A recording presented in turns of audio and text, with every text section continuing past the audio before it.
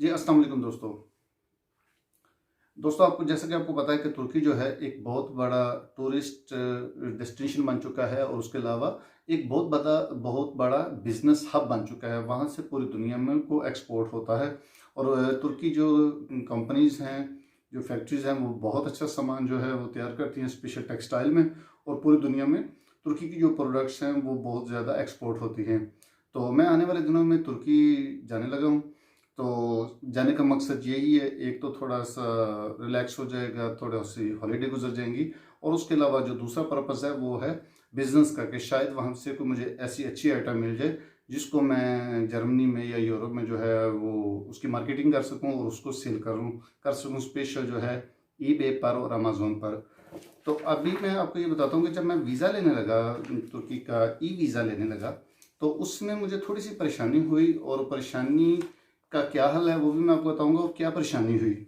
सबसे पहली तो बात यह है कि जब आप लिखते हैं तुर्किश ई वीज़ा लिखते हैं तो आपके सामने बहुत सारी वेबसाइट आ जाती हैं, और वो जो तुर्की की जो गवर्नमेंट है, ज़रूरी नहीं है कि वो उसके अंडर हो, वो उसके अलावा हैं, प्राइवेट लोग हैं, और उनकी फ़ीस भी ज़्यादा होती है। और फीस ज़्यादा होने के अलावा वो आपको कंफर्म नहीं होता कि आपका डाटा जो है, स्पेशल आपका क्रेडिट कार्ड, आपका डॉक्यूमेंट्स, पासपोर्ट जो है वो किसके पास जा रहा है, कौन सी कंपनी है, और आपका डाटा कहाँ जा रहा है, और कौन जो है वो उसको देखेगा। तो इसके लिए ज़रूरी है कि अगर आप तुर्की का ई वीज़ा लेना चाहते हैं तो आपके लिए ज़रूरी है कि आप उनकी ऑफिशियल वेबसाइट पर जाएं।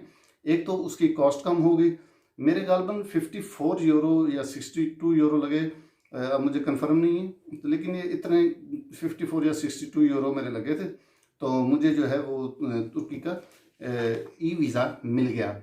इसके लिए ये आपको ज़रूरी ये देखना होगा कि आपने जो है वो कौन सी वेबसाइट से उनका वीज़ा हासिल किया है। मैं अभी आपको वेबसाइट का लिंक भी आपको बताता हूँ, और मैं आपको अपनी स्क्रीन पे भी दिखाऊंगा, आपको सामने नज़र आ रहा होगा कि कौन सी वेबसाइट पे जाके आपने वीज़ा हासिल करना है। और जब भी आपने तुर्की का ई वीज़ा हासिल करना है, उसके लिए आपने सब्र के साथ काम लेना है।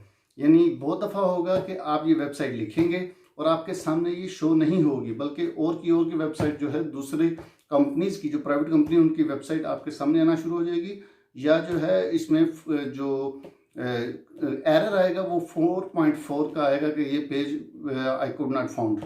तो वो गूगल आपको बताएगा कि जो है पेज नहीं मिल सका। लेकिन आपने बार बार ट्राई करनी है।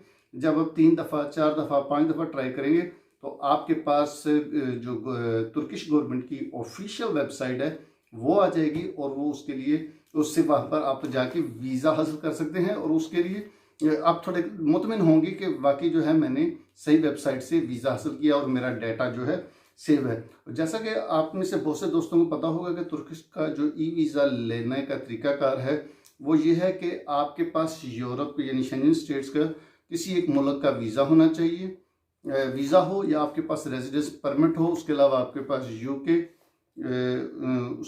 पास USA, UK और आयरलैंड वगैरह जो हैं उनका, मिसाल के तौर पर अगर आपके पास वीज़ा है या रेजिडेंस परमिट है तो फिर आप ई वीज़ा अप्लाई कर सकते हैं। तो इसकी मैं जो वेबसाइट है जहाँ से आपने वीज़ा लेना है, तो वेबसाइट मैं आपको बताता हूँ, www.evisa.gov.tr। जब इस लिंक को जब आप इसको क्लिक करेंगे गूगल के ऊपर के 2 दफ़ा, 4 दफ़ा, 6 दफ़ा, हो सकता है कि आपके सामने जो है वो वेबसाइट सामने ना आए, लेकिन आपने बार बार ट्राई करना है और सिर्फ इस वेबसाइट से ही आपने वीज़ा हासिल करना है। अगर ये वेबसाइट ओपन नहीं हो रही तो फिर आप लिखेंगे मिनिस्ट्री ऑफ फॉरेन अफेयर तुर्की। तो मिनिस्ट्री ऑफ फॉरेन अफेयर जो तुर्की है उसकी वेबसाइट जाएं, वहाँ पे से भी आपको लिंक मिल जाएगा, और फिर आप जो है यहाँ से इंटर लिंक हो जाएंगे। तो जब भी आप तुर्की का वीज़ा हासिल करें तो ये बात जो है ज़हन में रखिएगा कि जो उनकी ऑफिशियल गवर्नमेंट की वेबसाइट है उस पर आपने जाके वहाँ से वीज़ा हासिल करना है। और जब वो वेबसाइट आप खोलेंगे और उसको स्क्रॉल डाउन करेंगे तो वहाँ पर लिखा आ जाएगा Republic of Türkiye, government Republic of Türkiye, इस तरह का वहाँ पे लिखा होगा, उनका झंडा भी होगा, लेकिन वो ओरिजिनल जो है वेबसाइट है वहाँ से आपने वीज़ा हासिल करना है। अभी मैं आपको नेक्स्ट वीडियो में ये बताऊँगा कि जब आपने तुर्की का वीज़ा हासिल कर लिया, अच्छा थोड़ा सा मैं आपको वीज़ा बता देता हूँ। ये इस तरह का वीज़ा जो है ये जो है ई वीज़ा होगा। ये जो आपके सामने लिखा हुआ आ रहा है ना B1, ठीक है जी। तो ये B1 आपको वीज़ा मिलेगा, टूरिस्ट वीज़ा। जब एक डेढ़ साल पहले जब मैंने ई वीज़ा हासिल करने की कोशिश की तो उस वक्त ये ऑप्शन आ रही थी आपके पास कि आप जो है वो मल्टीपल वीज़ा भी हासिल कर सकते हैं।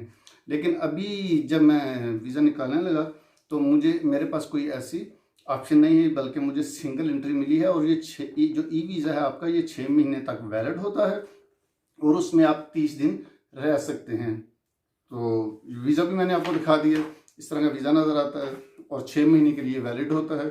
6 महीने के अंदर अंदर आप जब चाहें उस पर ट्रैवल कर सकते हैं, लेकिन आपका जो ड्यूरेशन ऑफ स्टे है वो 30 दिन होगा और 30 दिन ही आप उसमें स्टे कर सकते हैं। और सिंगल एंट्री है। अगर आप तुर्की से किसी और मुल्क चले जाते हैं और फिर आप दोबारा तुर्की आते हैं तो आपको दोबारा नया वीज़ा लेना होगा। असल में तुर्की को इसमें ये बेनिफिट ये होता है कि उनको जो है फ़ीस 2 दफ़ा मिल जाती है। एक दफ़ा अगर 60 यूरो मिले, फिर आपने ई वीज़ा लिया, फिर आपको 60 यूरो पे करने पड़ेंगे। तो उनको ये रेवेन्यू इकट्ठा करने का एक तरीकाकार भी होता है। तो मिलते हैं नेक्स्ट वीडियो में। Good bye.